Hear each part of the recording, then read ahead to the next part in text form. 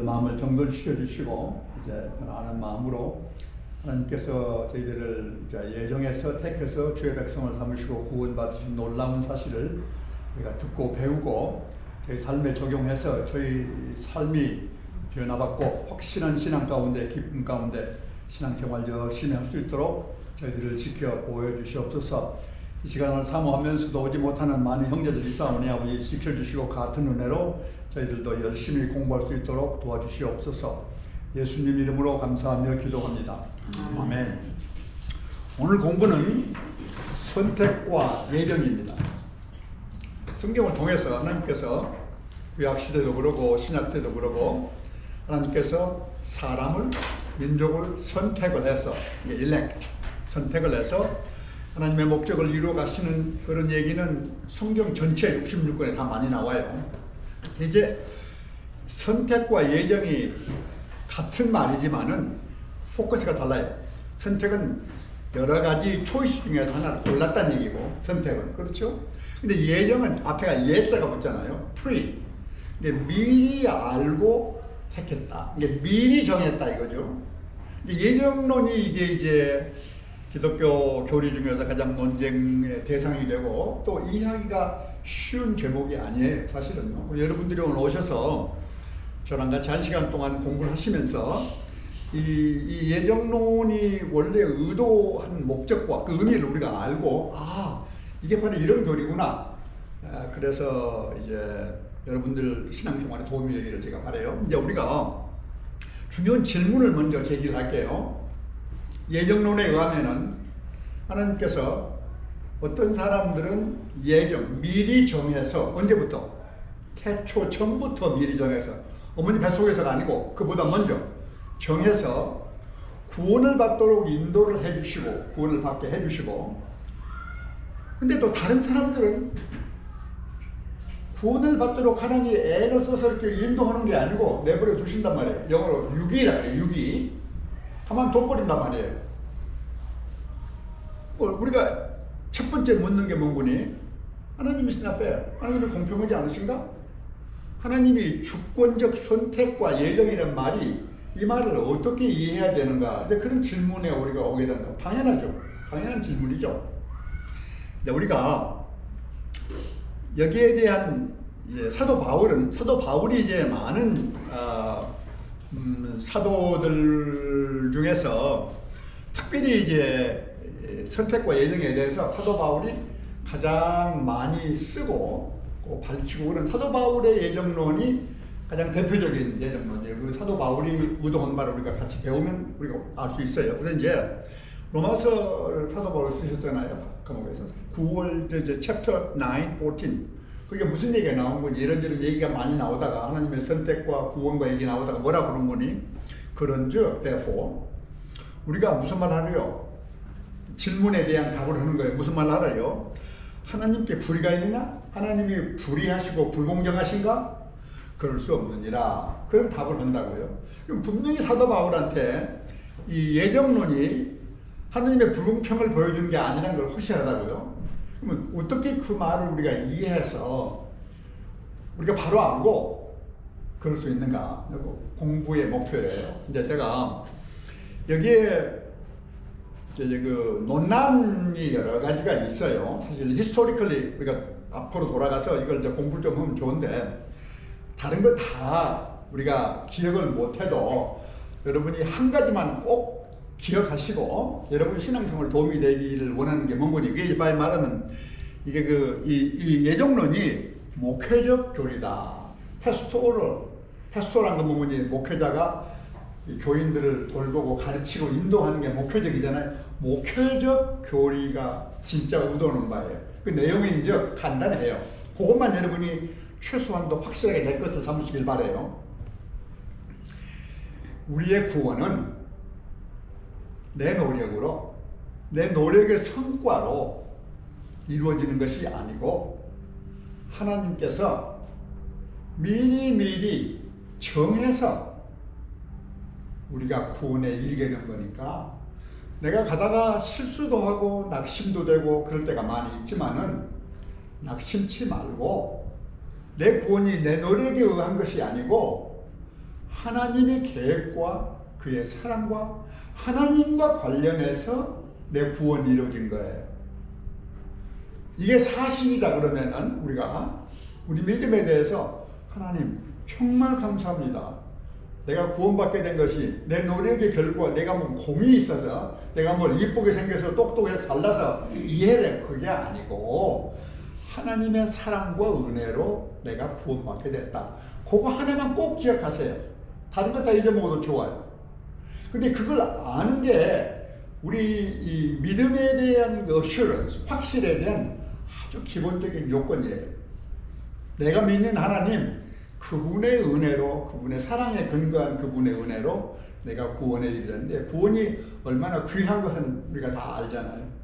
내 공로가 아니고 온전히 하나님의 은혜로 이게 가능한 것이다. 그러니 찬양하리로다, 감사하리로다. 우리가 오늘 목사님 찬양 얘기를 많이 하셨는데, 정말 내 구원이 하나님의 크신 계획과 그 뜻 안에서 이미 이루어진 사실이라는 걸 내가 알면은 정말 찬송가가 힘이 들어가. 너무 고맙고 감사해서 목이 메이고 감격이 나오는 게 진짜 찬양이에요. 그렇죠.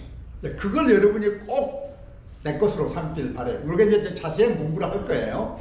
그 다음에 따라온 얘기 이제 더 중요한 거예요. 우리가 이 예정론과 관련해서 신학적으로 가장 중요한 개념은 하나님의 주권 얘기예요. 영어로는 sovereignty라고 그래요. sovereignty. sovereignty란 말은 최고 권력자의 권력과 권위예요. 대통령, 예를 들면 이 supreme commander. 그러니까 근데 이제 하나님은 천지를 창조하신 하나님, 우리를 구원하신 하나님, 우리를 심판하신 하나님, 그런 분이 있잖아요. 근데 하나님은 almighty가 능력이 가장 almighty, 가장 많으시고 가장 지혜롭고 그런 authority를 가지신 분이 하나님이란 말이에요. 근데 그런 하나님이 선택을 한 걸 보고 God sovereignty에 의한 election이요, predestination란 말이죠. 이게 이 주권이라는 얘기가 참 중요한 건데, 우리가 그래서 예정론에 관해서 공부를 하면서 그거 하나만 딱 떼가지고 공부를 하면 오해하기가 쉬워요. 그러지 말고 제가 처음부터 강조했듯이 기독교 신앙은 전체 성경적, the whole Bible perspective가 굉장히 중요해요. whole Bible study는 하나님의 주권이 물론 중요하고 인간의 죄성, 우리는 죄인입니다. 우리가 죄를 짓는 것은 우리가 죄인이기 때문에 죄를 짓습니다. 왜 이렇게 죄가 인간이 삶에 들어왔는지 잘 모르겠는데, 잘 몰라요 사실은 우리가. 그러나 우리가 죄인인 것이라는 그 사실 하나 가지고 세상의 모든 악들을 많이 설명할 수가 있어요, 실제로. 그 다음에 이제 예수 그리스도가 누구신가? 그분은 세상의 주권자이신 우리 주님이시오. 그분은 우리의 구원자이시오. 이런 그 전체 성경적인 관점에서 여러분이 선택과 예정을 이해하시면 우리가 바로 할 수 있는 거예요.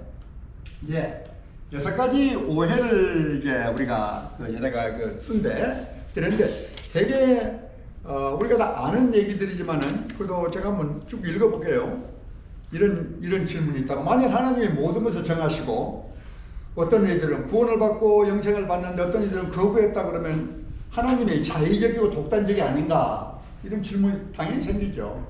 거기에 대해서 이제 제가 설명을 할 거예요. 이게 그럼 뭐 그래서 그런 이 답도 나오고 여러분이 이렇게 이해하면 옳구나 그걸 알 거예요.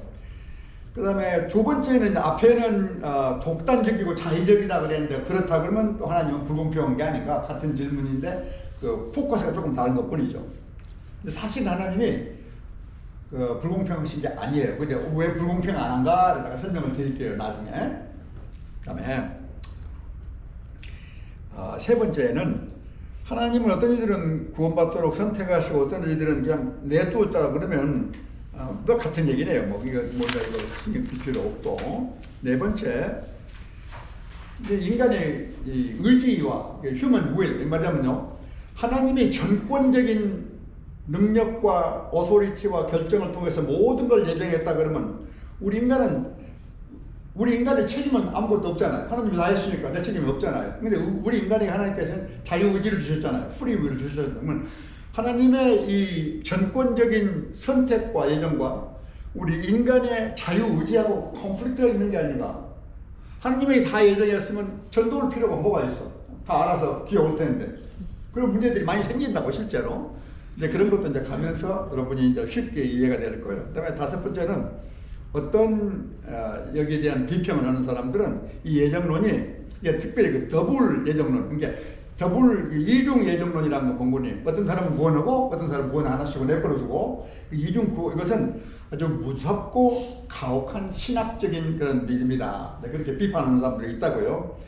근데 여러분이 가다 보면은 이제 로마서 8장 29절 30절 제가 읽을 거예요. 그걸 조금 설명을 해드리고 그렇게 이해하고 보면 그게 그렇게 문제가 되는 게 아니구나 여러분이 아실 거예요. 모르겠 때 아직 답은 없는데 좀 기다리시기 바래요. 그건 이제 우리 갈 테니까. 어떤 사람들은 이제 이런 이중 예정론이 존 칼빈 사상에 근거하기 때문에 존 칼빈 그 사람이 제 머릿속에서 제가 만들어낸 거다. 이런 이중 예정론이라는 것을 사실은 그렇지 않고 존 칼빈 공부를 해보면요. 존 칼빈은 정말 훌륭한 성경학자예요. 이분은 성경 공부를 무지무지게 많이 하셔가지고 무슨 주장을 하면 자기 주장으로 하는 게 거의 없어요. 꼭 성경 말씀에 근거해서 그분은 성경 주석을 4개, 5개 쓰신 분이에요. 사실 아주 훌륭한 성경학자세요. 그분이. 그렇기 때문에 그분이 머릿속에서 만들어낸 얘기가 아니에요. 신학자들이 만드는 얘기가 아니라 그 말이에요. 칼빈을 포함해서. 그러니까 그것도 이제 가다 보면 성경 여기저기다가 보면 우리가 올라갈 거예요. 단어 공부는 제가 스킵할게요. 그건 뭐 중요한 거 아니니까요. 그래서 우리가 성경에 나타난 얘기를 보고 유세지 패턴이라 그러는데 이 선택이란 말하고 예정이란 말이 구약 성경에 어떻게 나타나고 신약 성경에 어떻게 나타나서 그게 어떤 의미로 어떻게 사용이 됐는가를 보면은 그 의도하는 바로 우리가 공부하는데 도움이 많이 된다고요. 그러니까 구약에 나오는 선택을 조금 공부를 하면 도움이 돼요. 구약에서 하나님께서 선택을 한 것은 첫 번째 나온 얘기가 하나님이 아브라함을 불러낸 거예요. 부른 것하고 선택하고 무슨 관련이 있는가? 당연히 불러낸 것이 선택이에요. 많은 이스라엘, 사실 그분이 지금 같으면 이락인데, 거기 살고 있던 한 사람을 하나님이 아브라함으로 불러낸다고요. 불러낸 것이 사실은 선택이에요. 아브라함을 불러냄으로써 아브라함의 아들 이삭, 야곱, 계속해서 이스라엘 백성이 선택이 된 것이라는. 근데 이제 구약에는 특별히 이제 아브라함, 야곱, 이삭의 그의 후손들 하나님께서 선택해서 불러내셨는데 이 선택은 하나님이 그냥 자유로 마음대로 그런 게 아니고 하나님과 이스라엘 백성 간의 이 소위 말해서 언약 관계, covenant, 약속. 하나님이 내가 너를 내 백성으로 삼고 내가 나를 너의 하나님으로 삼는다는 그 언약이 있어요.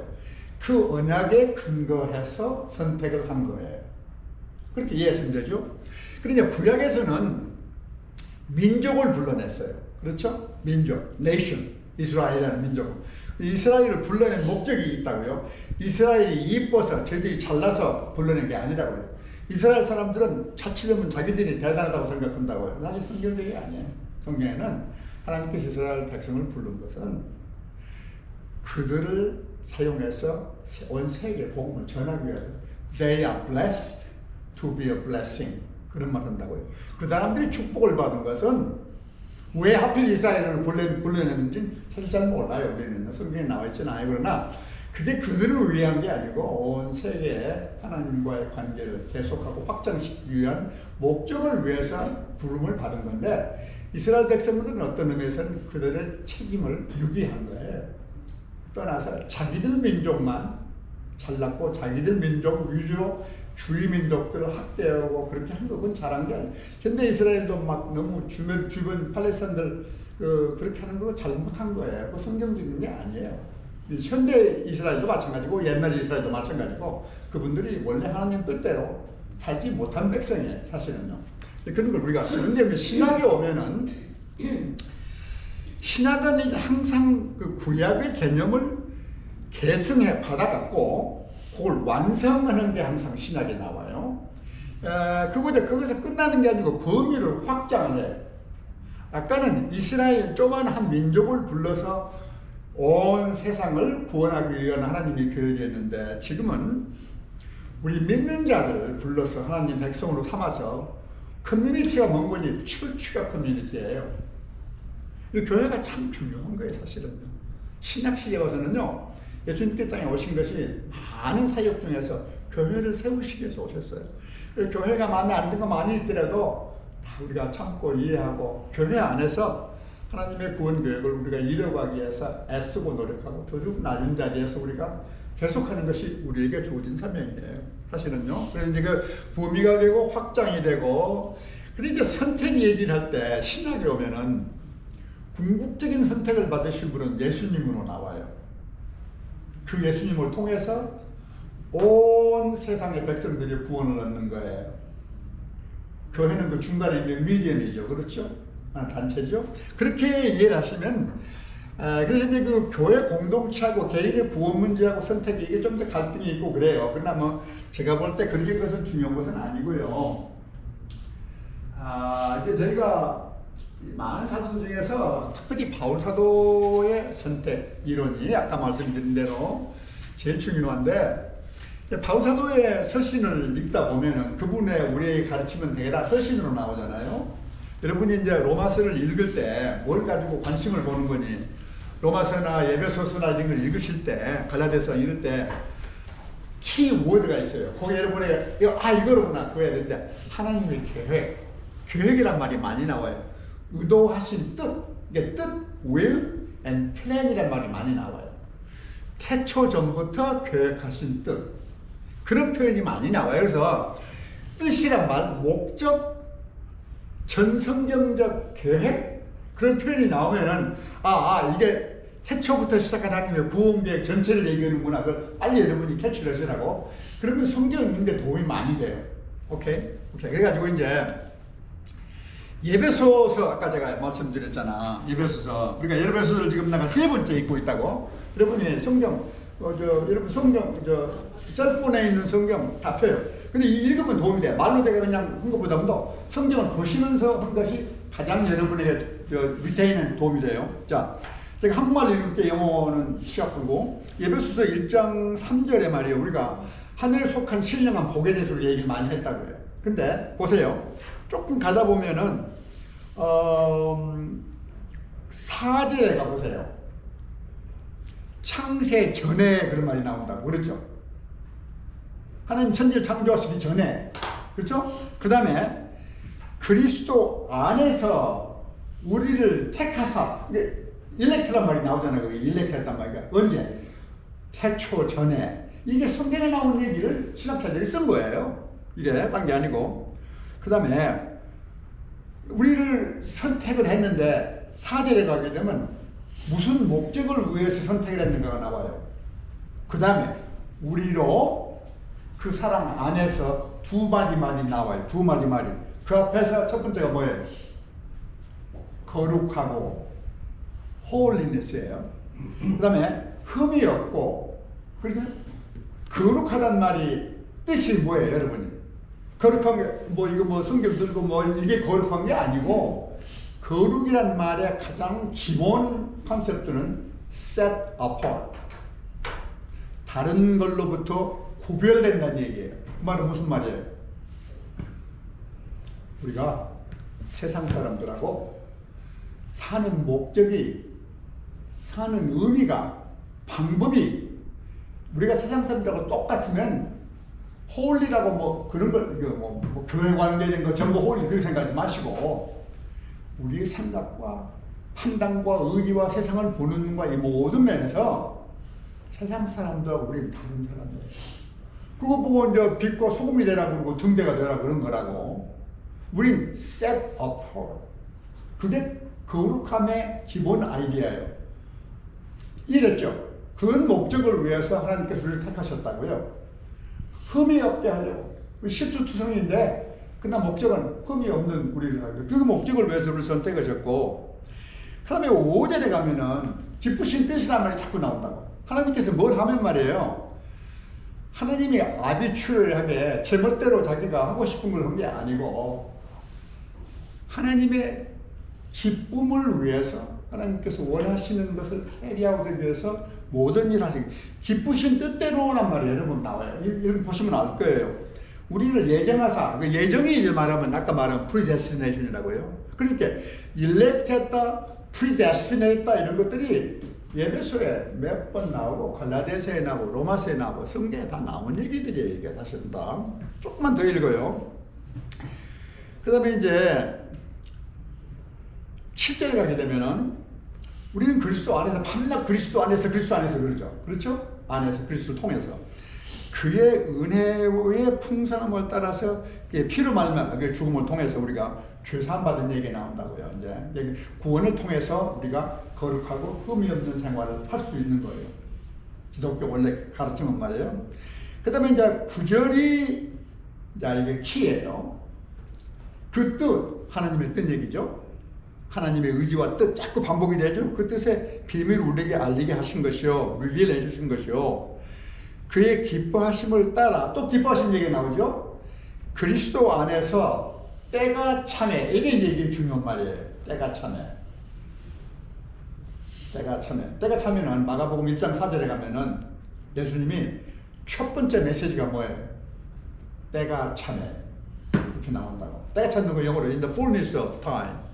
구약시대 하나님께서 계획하신 일이 2000년 역사를 다 지나서 예수님이 이 땅에 올 때 때가 차서 이루어진 거예요. 그렇죠? 그게 때가 차면. 그래서 지난번에 우리가 하나님 나라 얘기했잖아요. 때가 참에 하나님 나라가 그리스도의 오심을 통해서 이 땅에 도래한 거예요. 온 거예요. 하나님이 repent, 회개하라. 그 다음 저희 공부예요. repent, 회개하라. 왜 회개해야 돼요? 마가복음 1장 4절. 하나님의 나라가 임했으니까 회개해야 돼요. 그전에는 우리 인간 구속 문제가 구체적으로 이루어진 적이 전혀 없다고요. 예수님이 오셔서 우리 인간 구원이 가능한 거예요. 이제 예수님이 와서 하나님의 나라가 이 땅에 임했으니까 제가 하나님의 나라를 우리가 하나님의 룰, 다스림으로만 이해하지 말고 질서, 그렇잖아요. 하나님께 의동하는 질서, 변화된 질서라고 제가 말씀을 드렸잖아요. 변화된 세상, 새로운 세상, 예수님이 주인이 되시고 우리가 예수님을 따르는 제자의 삶, 우리가 사는 새로운 세상이 열렸으니, 근데 구원에 이래야 할 텐데 구원의 조건이 뭐예요? 우리가 회개를 해야죠. 이제 다음에 공부가 회개인데, 회개란 게 도대체 뭔가? 잘못한 거 고치는 게 회개인가? 아니에요. 훨씬 깊고 넓어요. 회개 공부를 해보시면 여러분이 내가 밤낮 회개했구나. 저도 매일 회개합니다. 매일 엎드려서 회개하고 또 실수했습니다. 바로 살게 해주십시오. 그런다고요.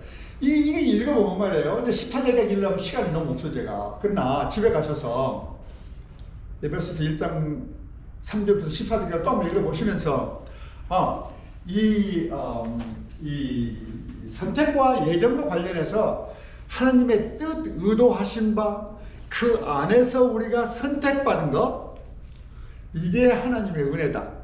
나에게 주신 가장 큰 축복이다. 또 한 번 생각하시라고. 스스로를 어시하시라고. 그러면 오늘 공부 진짜 여러분 실컷 다 한 거예요. 이제 제가 이제 그러면은 이 주권적인 선택이란 말을 했는데, 제가 그렇죠. 하나님의 주권에 의한 우리를 선택하시고 예정했다는 얘기를 했는데 이걸 좀 깊이 공부를 해야 된다고요. 그래서 이제 기독교 역사를 되돌아가야 되고 1611년에는 도르트 신조라는 게 있어요. 그거 좀 가고 그거 조금 공부를 해보시면은 여러분이 이제 여기에 더 깊이 아실 거라고. 그래서 이건 조금 어렵지만은 조금 인내하시고 배우면은 더 우리가 알면 알수록 더 고맙고 감사해요. 그걸 위해서 조금 노력합시다. 이게 하나님이 선택한다는 것은 하나님의 확실하시고 불가사의한 뜻인데, 불가사의란 말은 뭔 말이에요? 우리 머리로 이해가 안 된다.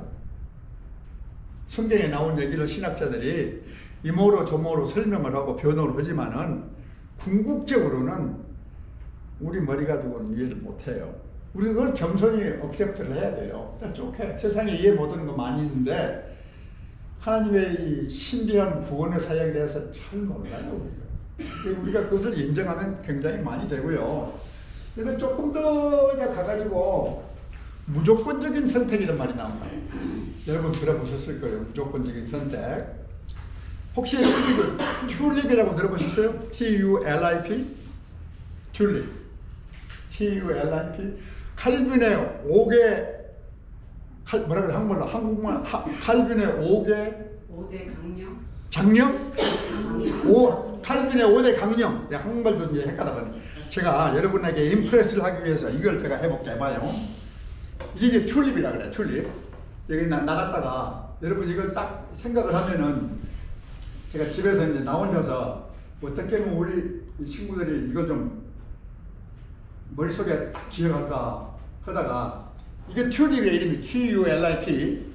보세요.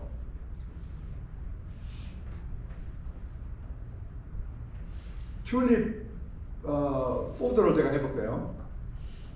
여러분이 이걸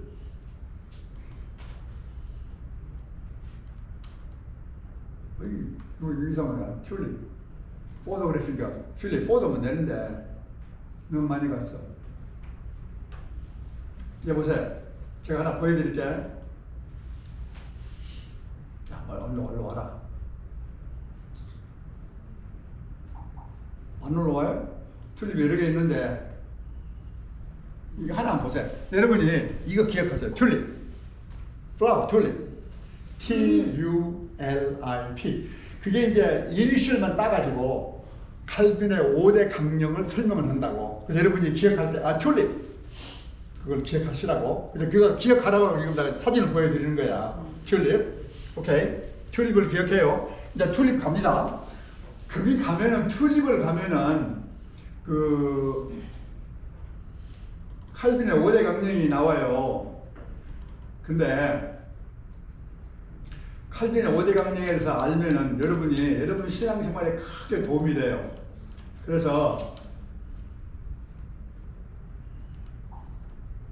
여기 있다.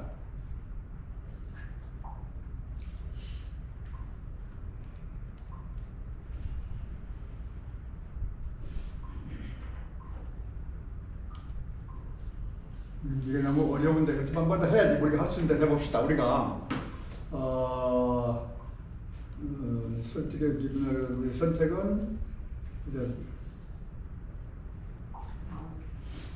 첫 번째 선택은 이제 우리가 여기 갑시다. 이게 튤립이라고 나오잖아요. T-U-L-I-P. 그죠? T가 의미가 있고 U가 의미가 있고 다 의미가 있는 거예요. 첫 번째가 T가 이 total depravity가 T가 먼저예요. T. 근데 제가 어떻게 이걸 제가 튤립을 빼먹어 버렸네. 앞에 걸 빼먹어 버린 total depravity를 빼먹었네. 여기 있다.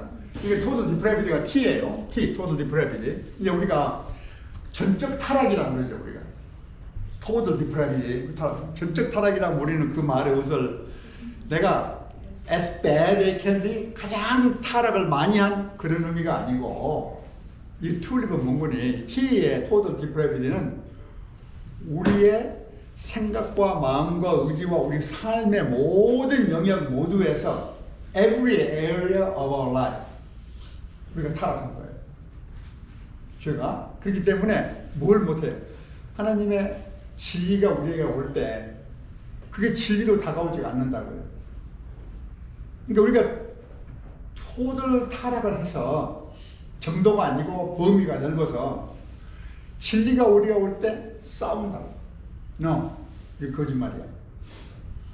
믿어지지가 않아. 전부 생각을 이성적으로만 이해해가지고 이 토들 디프레 우리가 하나님 앞에서 죄인이라는 사실을 인정을 우리가 안 하려고 한다. 그 사실 우리 사실이잖아요. 우리 누가 내가 죄인이라고 하기를 원해요? Nobody wants that. 그래서 그걸 자꾸 디나이를 한다 우리가.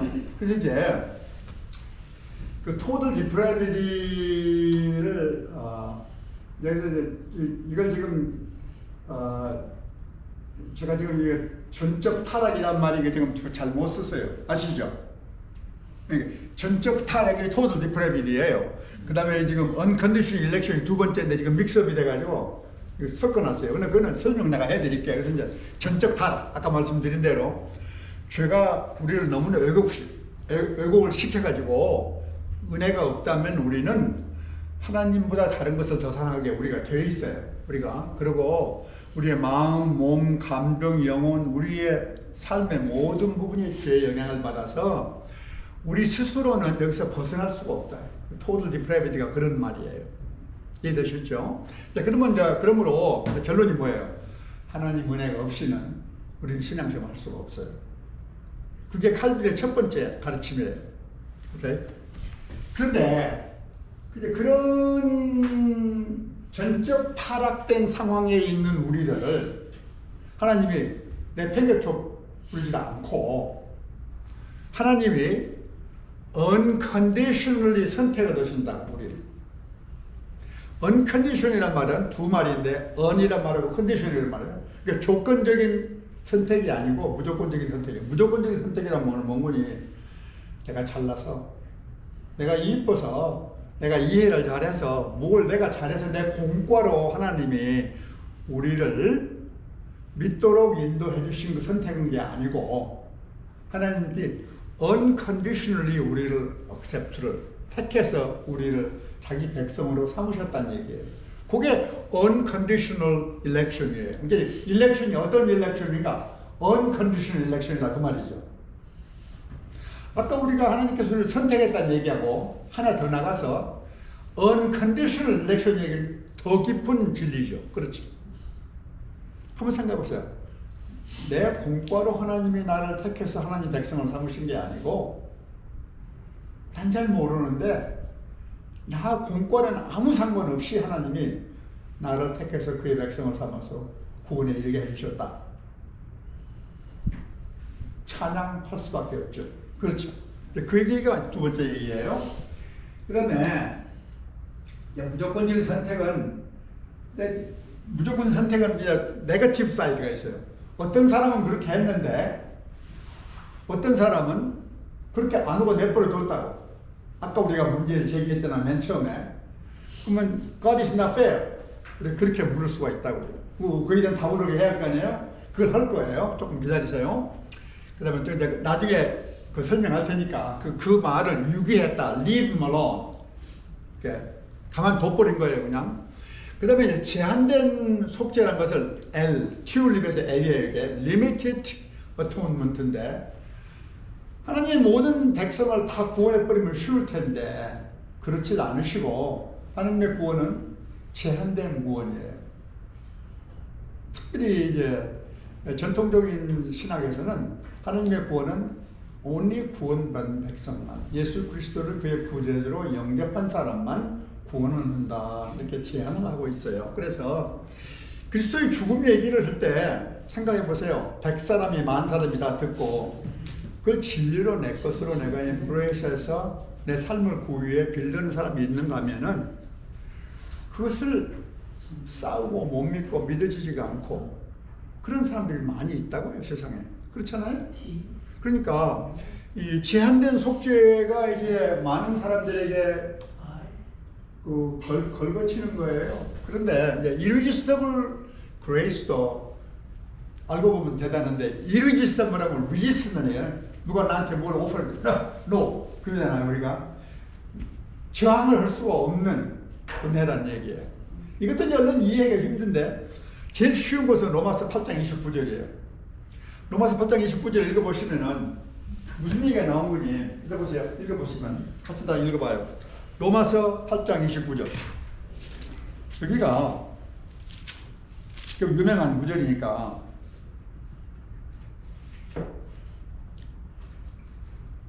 28절 여러분 잘 아는 거예요. 여러분 밤낮 외우는 구절이에요. 28절 읽어드릴게. 28절 우리가 알거니와 하나님을 사랑하는 자 곧 그의 뜻대로 부르심을 입은 자들에게는 모든 것이 협력하여 선을 이루리라. 잘 아는 거죠. 여러분 좋아하시는 구절이죠. 근데 바로 그 다음에 무슨 일이 나온 거 보세요. 거기만 스탑하지 말고 29절을 가야 돼요. 29절에 가면 뭐라 그래요?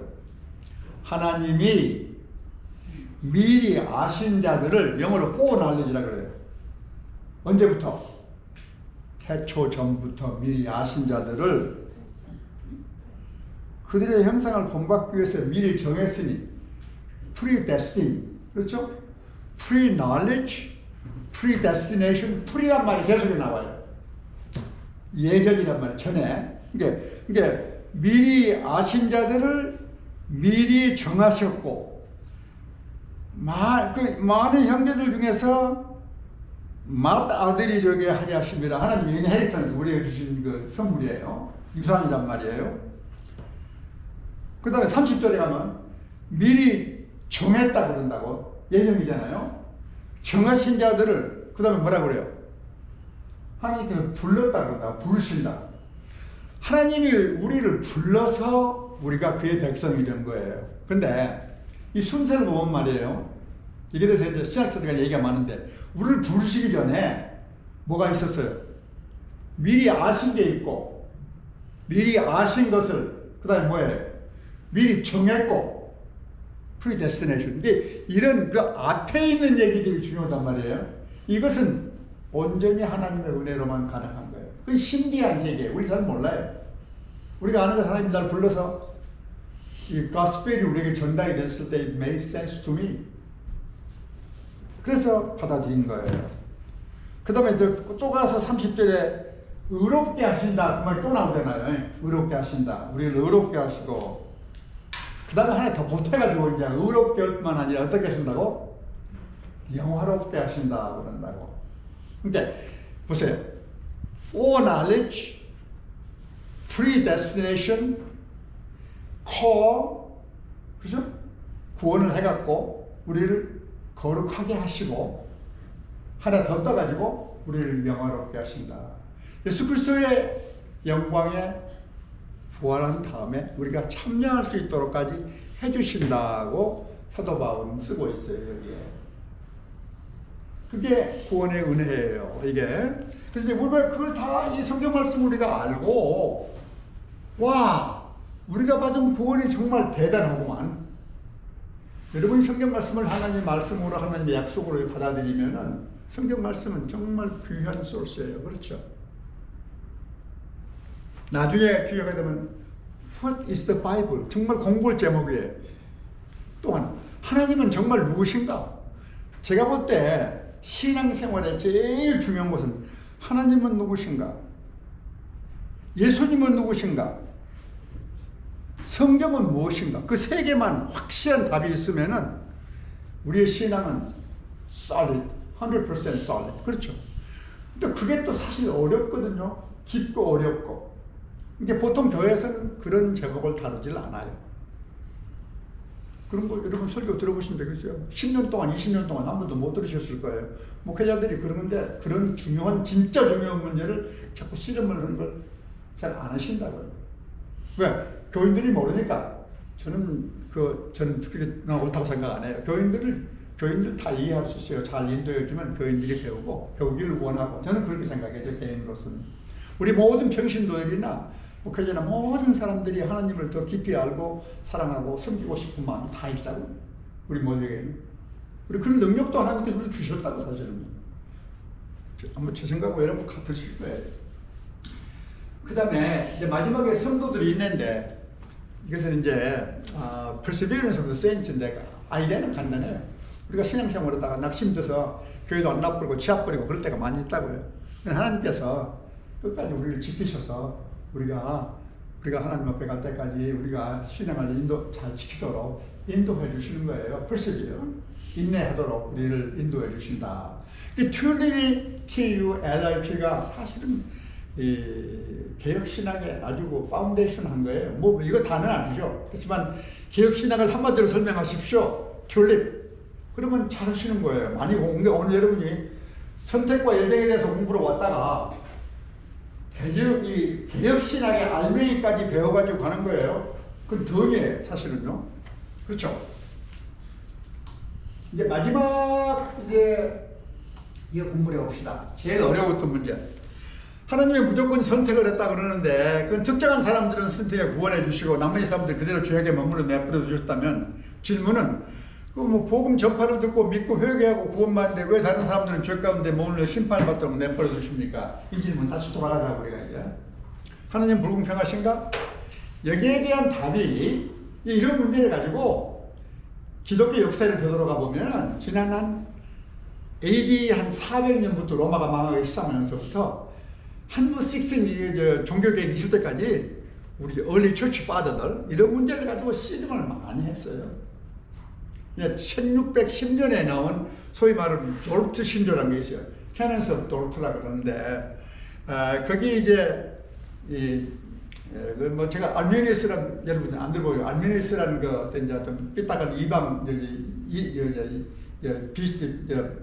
무슨 제사가 있었는데 그 사람이 이제 기독교 칼빈의 신학에 대해서 의의를 제기해가지고 거기에 대한 이제 답을 조목조목 답을 한 게 이 캐넌스 오브 도르트라 그래요. 도르트 신조라고 하는데 거기 6번째가 우리가 다루는 문제가 나와요. 그 이제 많이 다 이제 공부하는 사람들 다 했는데 거기 그걸 제가 이제 디렉트 코트한 거예요. 이걸 한국말 번역했어요. 거기 6항에 어떤 이들은 하나님으로부터 믿음의 선물을 받고 어떤 이들은 받지 못하는 것은 하나님의 영원한 명령에서 근데 이 디크리란 말을 한국말 번역을 못하겠더라고요. 디크리 헛수없이 명령이라고 했어요. 하나님께서 이렇게 디클레어 하신 거예요. 그런 것이다. 하나님은 선택받은 자들의 마음을 완고할지라도 은혜롭게 부드럽게 하시고 믿음으로 이끌지만 이렇게 이제 구원받은 사람은 하나님이 마음 소프트하게 해주신 거예요. 성령님이 이렇게 생각하면은 이 말씀이 맞는 거야. 이해를 하도록 인도해 주시는 거예요. 그러니까 하나님이 적극적으로 여러분이 믿음에 이르도록 도와주셨단 말이에요. 근데 그 얘기예요, 지금 이 얘기가. 그래서 하나님은 선택받은 자들이 마음이 완고할지라도 그것을 이렇게 은혜롭게 부드럽게 해주셔가지고 믿음으로 이끌어 주는데 선택받지 못한 사람들은 그렇게 안 하고 내버려 두셨다. 그래서 결국은 구원에 이르지 못하게 했단 말이에요. 하나님이 불공평한가? 질문이 나온다고? 근데 한번 생각해 보세요. 이제 그걸 보고 이제 영어로 symmetric이라고 그러는데 대칭적이냐 대칭적이냐 많은 사람들이 오해하는 게 뭔구니 우리가 마음이 완고할지라도 하나님께서 선택받은 사람들은 인도를 해서 구원에 받도록 하나님의 선처를 적극적으로 해주셨는데 구원받지 못한 사람들은 그렇게 안 하셨다 그 얘기잖아요. 그렇게 내버려 두는 것이 하나님 원래 우리는 삐땅에 나가든지 안 나가든지 간에 우리를 심판받도록 우리 주인이니까 되어 있다고요. 특별한 사람은 하나님이 이렇게 적극적으로 인도를 해주셨는데 아는 사람을 그대로 냅뒀다가 하나님이 불공평하다고 말을 못한다고.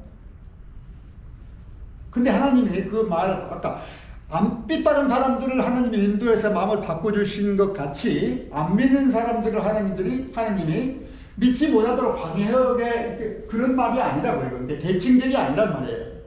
그 말 이해돼요?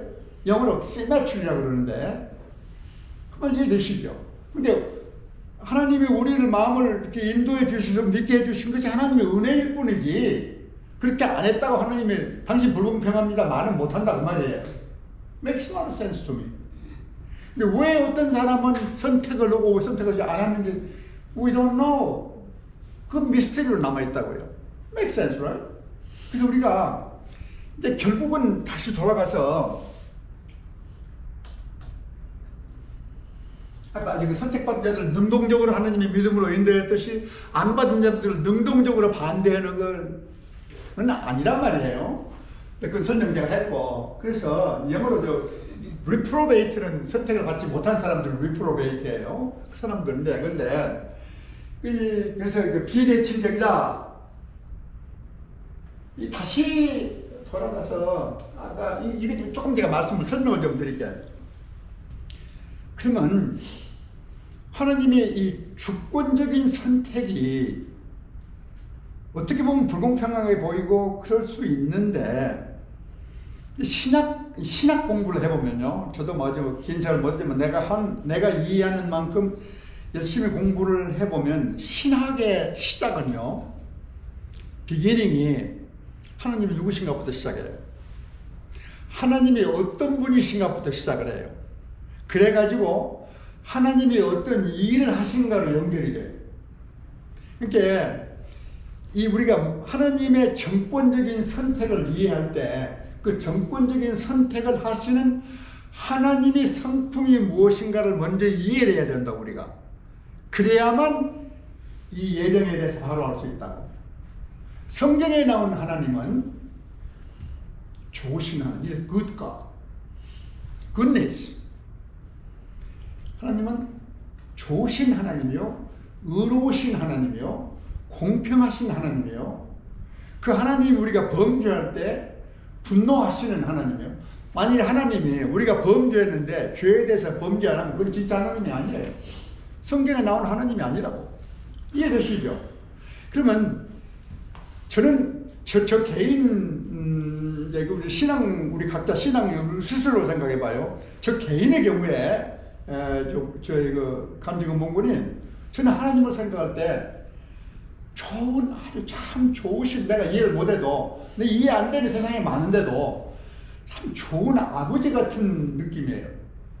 저 개인은. 그래서 하나님, 이해 안 되고 속상한 것도 많고 그런데도 그 수출을 하고 그럴 때 하나님이 무슨 결정을 해서 내가 이해가 안 되는데도 그 하나님의 결정이, 내가 믿는 하나님은 하나님이 기뻐하시는, 좋아하시는 일은 절대 나한테 hurtful한 걸 하지 않을 것이라는 확신이 있어요. 결국은 내가 믿는 하나님이 어떤 분인가를 아는 것이 하나님의 결정이 옳은지 안 옳은지, 불공평한지 공평한지를 아는 기본 근거예요. 이해되시죠?